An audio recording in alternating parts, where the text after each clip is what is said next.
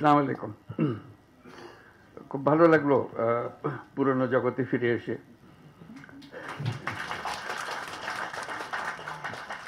পুরনো লোকজনকে দেখে আরো ভালো লাগলো। অনেক পুরনো কথা মনে পড়লো।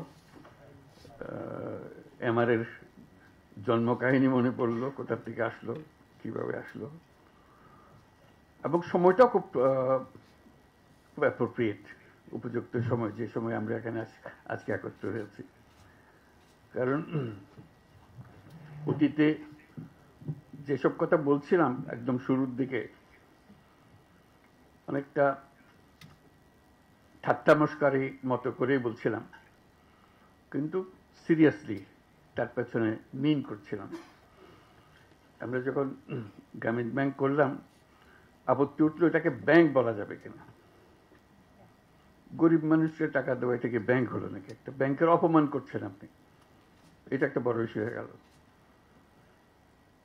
তা আমি বারে বারে জিজ্ঞেস করলাম, ব্যাংক বলতে আপনারা বুঝেনটা কি, সেটা আমাকে বলেন। ওটা আর বলেন। তা বললাম যে এটাই হলো, আমরা যেটা করছি এটাই হলো প্রকৃত ব্যাংক। আপনারা যেটা করছেন এটা নিছক লোক দেখানো ব্যাংক। তো এটার ব্যাখ্যা চাইলো সবাই, এখানেও আমি বলছি যে এটাই আমাদেরটাই প্রকৃত ব্যাংক, তোমাদেরটা লোক দেখানো ব্যাংক, যেটাকে তোমরা ব্যাংক বলছো। তা আমি ব্যাখ্যা দিলাম, বললাম যে ব্যাংক শব্দটার উৎপত্তি হয়েছে একটা শব্দ থেকে, যেটা হলো অর্থ হলো ট্রাস্ট, ডিপেন্ড করা। তোমরা সেটা বানিয়েছো ডিস্ট্রাস্টের ভিত্তিতে, অবিশ্বাসের ভিত্তিতে। কারণ তোমার কাছ থেকে টাকা নিতে হইলে তুমি কেন জামানত চাও, যে ধরে নেব যে তুমি টাকা নিয়ে পালিয়ে যাবে, সেজন্য আগে শক্ত করে তোমাকে বেঁধে নিই, জামানত দাও, জমা করো, তারপরে তোমার হাতে টাকা দেবো এবং তোমার উপর নজর রাখবো। কাজে তোমার যে শুরু, যে শব্দ থেকে ব্যাংকিং সিস্টেমের অভ্যুত্থান হলো, সেটার থেকে তুমি বিচ্যুত হয়ে গেছো। আমাদেরটা হলো আসল ব্যাংক, যেটা মানুষের বিশ্বাসের উপর ভিত্তি করে আছে। কারণ এখানে কোনো জামানত নাই, এটা জামানতবিহীন ব্যাংক। আমরা মানুষকে টাকা দিই বিশ্বাসের ভিত্তিতে, তার মাঝখানে আর কিছু নাই। তো বলে যে না, এটাকে হয় নাকি এরকম বিশ্বাসের ভিত্তিতে আপনি অল্প অল্প টাকা দিতে পারবেন, বড় বড় টাকা দিতে পারবেন? আমি যে পারবো, কোনো অসুবিধা হচ্ছে না তোমাদের। যেটা একদম প্রথম দিকের কথা। এরপরে তো অনেক কিছু হয়ে গেল। বড় টাকা, কত বড় টাকা চান, সেখানেও কোনো জামানতের কোনো বিষয় নেই। এত যে পরিসংখ্যান দেখছেন, এগুলো সব জামানতবিহীন ঋণ। এটা মজার কথা হলো, ঠিক এমন সময় আমরা আলাপ করছি ভাগ্যের পরিহাস। যেমন জামানতওয়ালা ব্যাংক, যারা প্রকৃত ব্যাংক বিচার করতো, বলতো, তারা আজকে হাওয়া, তারা কেউ নেই, তারা টাকা নিয়ে লোপাট, ব্যাংক শেষ। আর মাইক্রো ক্রেডিট পরিসংখ্যান আপনারা দেখতেছেন, পয়সা কেউ মারে নাই, কেউ পালিয়ে যায় নাই, সেগুলো প্রতিটি পয়সা আছে, তাদের জমা টাকা আছে, তাদের নিজেদের কাজ চলছে এবং নিজেদের টাকায় নিজেরা চলছে। ব্যাংক কাকে বলবেন এখন? আপনারা বিচার করুন, ব্যাংক কোনটা? কাজে যেটা প্রকৃত ব্যাংক, সেটির দিকে আমরা নজর দিই না। আমরা কোনো রকমে বুঝ দেওয়ার মতো করে যাই। যেটা নকল ব্যাংক, সেটা নিয়ে আমরা সব ব্যস্ত, তোলপাড় করে ফেলছি সারা দুনিয়া। এই হলো পরিহাস, যেটার প্রতি আমি বারে বারে দৃষ্টি আকর্ষণ করছিলাম। এটা ব্যাংকিং না, ব্যাংকিংটা এইটা। প্রকৃত ব্যাংকে আসতে হবে তোমাদেরকে। এটাই হলো মানুষের ব্যাংক। মানুষ যেখানে আসতে পারে তার নিজের পরিচয়, তার টাকার পরিচয় না, সে আসে তার নিজের পরিচয়। সে নিঃস্ব একটা ব্যক্তি, সে বলছে আমি মুরগি পালতে পারবো, আমার কিছু টাকা দেন, আমি মুরগি পালবো। তার একটা বিশ্বাস, সে বিশ্বাসের উপরে ভিত্তি করে আপনি টাকাটা দিচ্ছেন, এবং তার সঙ্গে কাজের একটা কায়দা নিয়ম কানুন তৈরি করে দেন, সে সেটা অনুসরণ করে। সে বলে নাই যে আমার জমি বন্ধক দিতে হবে, আমি তো জমি নাই, শুরুতেই নাই, বন্ধক দেবো কিসে? কাজে এটা উল্লেখ করলাম এই জন্য, যেটাকে আমরা খুব হালকাভাবে পৃথকভাবে বলছি, সেটা কিন্তু ভবিষ্যৎ, সেটাই প্রকৃত ব্যাংকিং, সেটাই হবে আগামী দিনের ব্যাংকিং, যেটাতে মানুষ নিজের পরিচয়ে কাজ করবে, নিজের বিশ্বাসের উপরে ব্যাংকিং চলবে, এই টাকা পয়সার উপরে ব্যাংকিং না। কাজে এটা হলো একটা সময়ের ব্যাপারে, আজকে ঠিক অ্যাপ্রোপ্রিয়েট সময় হলো কথাটা বুঝিয়ে বলার জন্য। রেগুলেটরি অথরিটির সৃষ্টি হলো কেন? যখন গ্রামীণ ব্যাংক শুরু হলো, প্রত্যেক এনজিও চেষ্টা করলো, এটা এত প্রসিদ্ধ হয়ে যাচ্ছে, এত নাম করছে, যেহেতু টাকা ফেরত পাচ্ছে, টাকা দিলে টাকা ফেরত পাওয়া যায়, তো সবাই চেষ্টা করলো যে আমরাও কিছু করি না কেন, আমরাও তো গরিব মানুষ নিয়ে কাজ করি। প্রত্যেক এনজিও চেষ্টা করলো যে এটা করুক, ক্রমে ক্রমে প্রসার হতে আরম্ভ করলো। ক্রমাগতভাবে এর মধ্যে নানা রকমের নতুন নতুন জিনিস ঢোকাতে আরম্ভ করলো, নতুন আইডিয়া নিজেদের সুবিধার জন্য করতে আরম্ভ করলো। এটা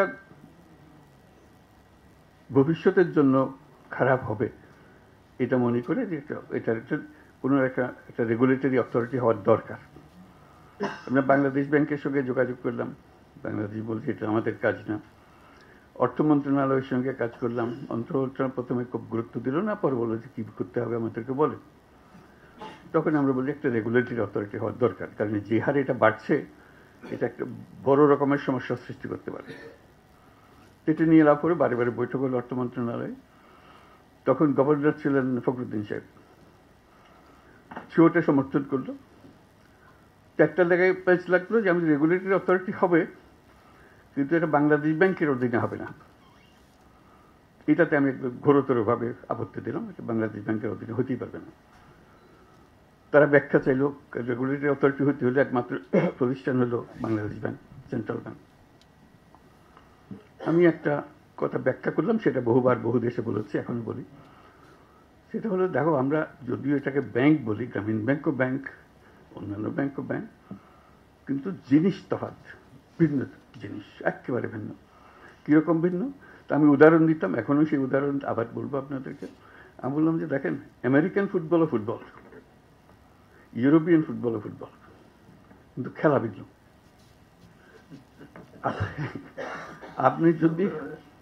আপনি যদি ইউরোপিয়ান ফুটবলের রেফারিকে নিয়ে আমেরিকান ফুটবল চালাইতে চান, ইট উইল বি ডিজাস্টার, পাগল হয়ে যাবে সবাই। আপনি বলছেন যে বাংলাদেশ ব্যাংককে দিয়ে, সেন্ট্রাল ব্যাংকে দিয়ে ক্ষুদ্র ঋণ রেগুলেট করবেন। বাংলাদেশ ব্যাংক তো ক্ষুদ্র ঋণ জানেই না, সে তো ইউরোপিয়ান ফুটবলের রেফারি, তাকে রেগুলেটরি অথরিটির দায়িত্ব দেওয়া ঠিক হবে না। বলছে আমরা পৃথকভাবে করবো, আমরা পৃথকভাবে করলেও এটা বাংলাদেশ ব্যাংকের জিনিস হবে, এটাকে একটু ভিন্ন করতে হবে। এইটা নিয়ে বহুদিন ঝগড়া হলো, তো অবশেষে রাজি করালাম, ফখরুদ্দিন রাজি হলো যে হ্যাঁ এটাকে পৃথক করা হবে, পৃথকভাবে হবে। তখন কথা উঠলো যে একজন ডেপুটি গভর্নরকে দিয়ে এটা প্রধান হবে না। আমি বলছি না, তাহলে আবার এটাকে নিচে নামিয়ে ফেললে গভর্নরকে এটা প্রধান হতে হবে, তাহলে এটা গুরুত্ব পাবে। ডেপুটি গভর্নরকে দিলে সে গুরুত্ব পাবে না। এটা নিয়ে আবার ঝগড়া হলো, মতবিরোধ হলো, অবশেষে সেটাও রাজি হলো। তারপর বলল যে এটা এখানে আমাদের অফিসে এরা করবে। আমি না, তো এই অফিসে, বাংলাদেশ ব্যাংকের অফিসে এটা হতে পারবে না, এটা ভিন্ন পৃথক জায়গাতে হতে হবে।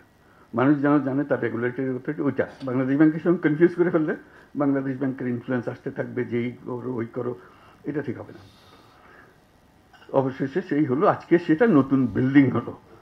এটি হলো আমার শেষ বক্তব্য, যে আমি খুব খুশি হলাম যে এটা পৃথকভাবে হয়েছে, খুব সুন্দরভাবে হয়েছে।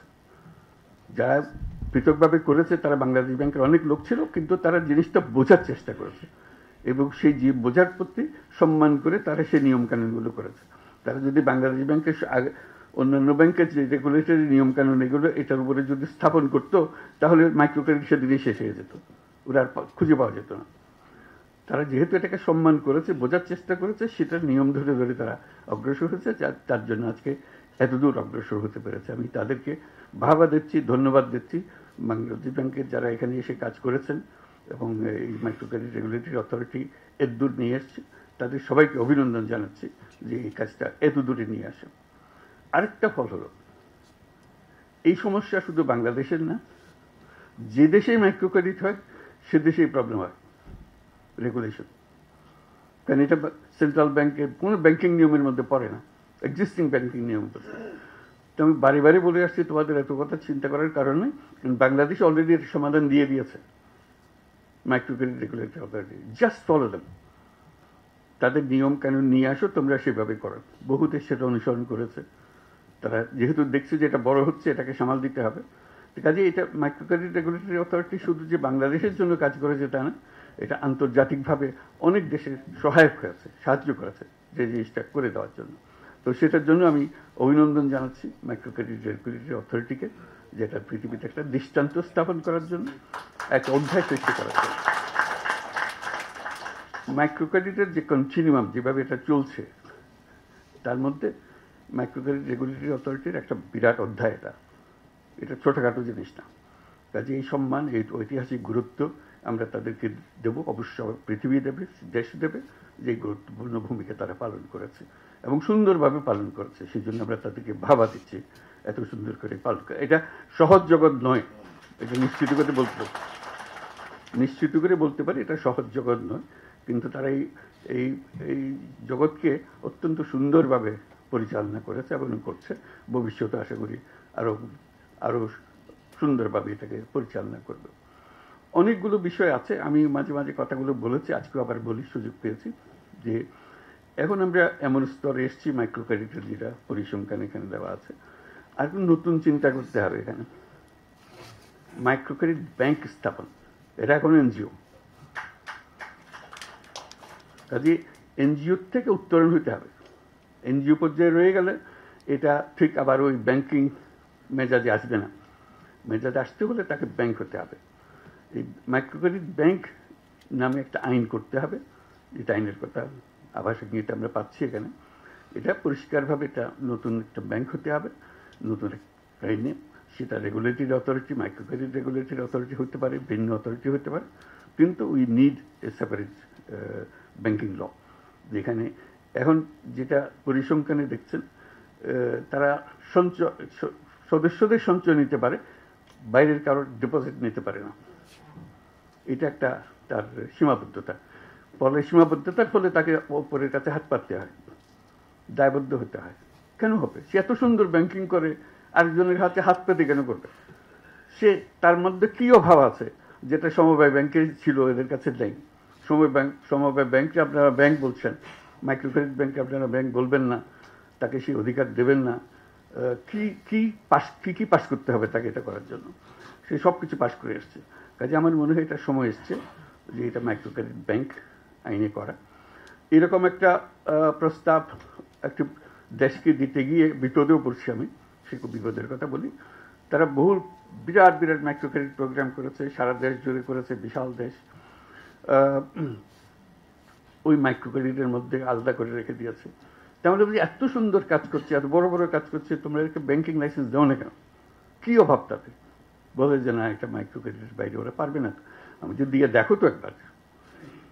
তো সেটার থেকে প্রস্তাব দিলাম যে অন্তত 10টা top bank micro credit organisation, যেগুলো তোমরা ইতিমধ্যে লাইসেন্স দিয়েছো মাইক্রো ক্রেডিট অপারেট করার জন্য, এগুলো বিশাল আকারে করছে, তাদেরকে পরীক্ষামূলকভাবে লাইসেন্স দাও, ব্যাংকিং লাইসেন্স দাও। তো অবশেষে তারা শুনল, এরকম 4টা কি 5টা ব্যাংকের দিল। বিশাল বিশাল ব্যাংক হয়ে গেল সেগুলো। এত বড় হলো, তড়িৎ গতিতে তারা দেশ জুড়ে চলতে আরম্ভ করলো। আমি তাড়াতাড়ি বললাম যে তোমরা লাইসেন্স দিয়েছো, ভালো করেছো, কিন্তু একটা কথা খেয়াল করো নাই, আমি তো মাইক্রো ক্রেডিট ব্যাংক করতে বলেছিলাম, তোমরা তো একটা কনভেনশনাল ব্যাংক বানিয়ে হলো। লাইসেন্স ফুল ব্যাংকিং লাইসেন্স দিয়ে দিয়েছে। এটা মাইক্রো ক্রেডিট ব্যাংকিং লাইসেন্স, যে এই কাজ ছাড়া সে অন্য কাজ করতে পারবে। এখন যেই মাত্র সে ব্যাংকিং লাইসেন্স পেয়েছে, বড় বড় ইনভেস্টররা এসে হাজির হয়ে গেছে, হাজির হয়ে তাদেরকে পুরো ব্যাংক বানিয়ে গেছে এবং সারা দেশ জুড়ে এটা করতেছে। তা আমি বললাম যে এটা ভুল হয়ে গেছে। তো সে কথাটা মনে করিয়ে দিচ্ছে এখানেও, আমরা যখন মাইক্রো ক্রেডিট ব্যাংকের লাইসেন্স দেব, পরিষ্কার বলতে হবে যে এই কাজের জন্যই লাইসেন্স দেওয়া হচ্ছে, কনভেনশনাল ব্যাংকিংয়ের জন্য লাইসেন্স দেওয়া হচ্ছে না। এটা আলাদা করে ফেলা। তার সঙ্গে একটা এডিশন চাচ্ছি। এই ব্যাংক যেগুলো হবে, এগুলো হলো সামাজিক বাণিজ্যের ব্যাংক, সামাজিক ব্যবসার ব্যাংক। এটা কারো মুনাফার জন্য না, এখানে এই বৈশিষ্ট্য এনজিও হলে সেটা সমস্যা নাই, কারণ যেহেতু এনজিওকে পয়সা নিজস্ব খাতে আমদানি আয় করতে পারছে না, লাভ করতে পারছে না, যেই মাত্র ব্যাংকিং লাইসেন্স দেওয়া হবে কেউ বলছে ঠিক আছে আমি ব্যাংকিং লাইসেন্স নিলাম, আমি এখন টাকা রোজগার করবো। সেখানে লাইসেন্সের মধ্যে, আইনের মধ্যে থাকবে এটা একটা সামাজিক ব্যবসার প্রতিষ্ঠান হবে, অর্থাৎ মালিক এর কাছ থেকে কোনো মুনাফা নিতে পারবে না। এবং মালিক সদস্যরা, মাইক্রো ক্রেডিটের একটা বৈশিষ্ট্য, সদস্যরা মালিক হয়। কাজে যেমন গ্রামীণ ব্যাংকের মালিক হয়েছে ব্যাংকের মালিক, গ্রামীণ ব্যাংকের 90% মালিকানা হলো না, গ্রামীণ ব্যাংকের যারা ঋণ গ্রহীতা তারাই হলো তাদের মালিক, এবং তারাই বোর্ডে বসে, তারাই নিয়ন্ত্রণ করে। কাজে ওই রকম একটা কিছু যে ব্যাংকিং লাইসেন্স হবে, যেখানে তারাও পার্টিসিপেট করবে, তাদের জন্য তারা মুনাফা পাবে। কিন্তু যারা ঋণ গ্রহীতা নয়, কোয়ালিফাই করে না, সেই রকম যারা ইনভেস্টর, তারা তাদের কাছ থেকে মুনাফা নিতে পারবে না। এই একটা বিশেষ অংশ তার মধ্যে থাকতে হবে। দ্বিতীয় অংশ যেটা থাকতে হবে, যেটা আমরা বারে বারে জোর করছি, এই পুরো গ্রামীণ মাইক্রো ক্রেডিট গ্রামীণ ব্যাংক সৃষ্টি হওয়ার মূলে যেটা ছিল, এটার আইডিয়া যে মানুষ মাত্রেই উদ্যোক্তা। এটি হলো অন্যান্য জিনিসের থেকে যে আমরা পৃথক করলাম। মানুষ মাত্রই উদ্যোক্তা, সে চাকরি চাইবে না, নিজে উদ্যোক্তা হবে। এই উদ্যোক্তা হওয়ার জন্য তাকে আমরা হাতে সরঞ্জাম তুলে দিচ্ছি, যে কারণে সে উদ্যোক্তা হতে পারবে। এখন আমরা তরুণদের, তাদের পরিবারের সদস্য, তাদের ছেলে মেয়ে যারা আছে, যারা চাকরি সন্ধানে বয়স হতে হতে সবাই বলে চাকরি খোঁজো চাকরি খোঁজো, এটা আর বলবে না, যেহেতু মাইক্রো ক্রেডিট ব্যাংক আছে। যে কোনো ছেলে, যে কোনো মেয়ে মাইক্রো ক্রেডিট ব্যাংকের কাছ থেকে বিনিয়োগ পাবে। যে সমস্ত টাকা সে, যে টাকার ইনভেস্ট করতে চায়, সেই ইনভেস্টমেন্টের টাকা ব্যাংক থেকে আসবে, বিনিয়োগ হিসেবে আসবে। ইনভেস্টমেন্ট যেটা হয় ভেঞ্চার ক্যাপিটাল জাতীয়, ভেঞ্চার ক্যাপিটাল, এগুলোরও নমুনা আমরা সৃষ্টি করেছি, দেশে বহু আছে। এটা হলো যে যে বিনিয়োগ করছে তার কাজ হলো তাকে তার কাছ থেকে লাভ নেওয়া না, ক্রমে ক্রমে তাকে সুযোগ দেওয়া, যে বিনিয়োগের যে টাকা দিয়েছে সেই টাকাটা আস্তে আস্তে শোধ করে দিলে তাহলে সে পুরোপুরি মালিকানা তার পুরো হয়েছে। প্রথম দিকে সে যদি 90% মালিকানা যে বিনিয়োগ করেছে তার হয়, তার সঙ্গে শর্ত হবে যে তুমি রোজগার করে করে আমার থেকে শেয়ারগুলো কিনে নিয়ে যাবে, আমি তোমার ব্যবসা নিয়ন্ত্রণ করতে চাচ্ছি না, এটা আমার কাজ না, আমার কাজ হলো তোমাকে উঠে উপরে ওঠানো। এরকম হাজারে হাজারে তরুণ এখন সেই কাজে আছে, তারা করছে এবং ক্রমশ সম্প্রসারিত হচ্ছে। সেটা এই ব্যাংকের নজরে নিয়ে আসা। এই ইনভেস্টমেন্ট, যদি ইনভেস্টমেন্টের টাকা পায় তাহলে কোনো তরুণ আর চাকরির সন্ধানে যাবে না, যাওয়ার কোনো দরকারও নাই। তার কাছে বহু বুদ্ধি, বহু জিনিস সে করতে পারে, যেটা আগে গরিব মানুষ কেমনে টাকা শোধ দেবে, 500 টাকা লোন নিলে সে শোধ কেমনে দেবে, এটা বিরাট গবেষণার বিষয় ছিল, সমস্যার বিষয় ছিল। এখনো মনে হয় যে এই ছেলে মেয়ে তাদেরকে টাকা দিলে তারা কি সত্যি সত্যি ব্যবসা করে টাকা ফেরত দিতে পারবে, ওই সন্দেহ আবার আসছে। তো সেই সন্দেহ অতিক্রম করার জন্য আমরা বাস্তবে সেগুলো করেছি। বহু নমুনা আছে, কারণ যেতে পারে, যে কেউ যেতে পারে, কিন্তু সরকার হিসেবে আমাদের দায়িত্ব হলো সে প্রতিষ্ঠানগুলো সৃষ্টি করে দেওয়া। কাজে এই ব্যাংক সৃষ্টি করার দায়িত্ব হলো আমাদের। এই যে যারা তরুণরা আছে, মহিলা পুরুষ, ঘরে বাইরে যেখানে যেখানে আছে, তারা যেন এই বিনিয়োগটা পায় এবং নিজের বুদ্ধিতে নিজের ব্যবসা করে ফেলতে পারে। কাজে আজকে মাইক্রো ক্রেডিট রেগুলেটরি অথরিটির এই বিল্ডিং উদ্বোধনের প্রসঙ্গে আমরা বহু কথা বলার সুযোগ পেলাম। আমরা তাদেরকে ধন্যবাদ দিচ্ছি, এবং এখান থেকে আবার নতুন অধ্যায় সৃষ্টি হোক। যে এই যে পর্যন্ত আসলাম, এটা বিরাট একটা অধ্যায়, কিন্তু আমরা বিরাট অধ্যায় শেষ করে আজকে নিজস্ব ভবনে আসলাম, যে কথা বারে বারে উল্লেখ করা হয়েছে। এখান থেকে আমাদের যাত্রা কোন দিকে নিয়ে যাবে সেটাও আমরা আজকে স্থির করলাম। সবাইকে ধন্যবাদ।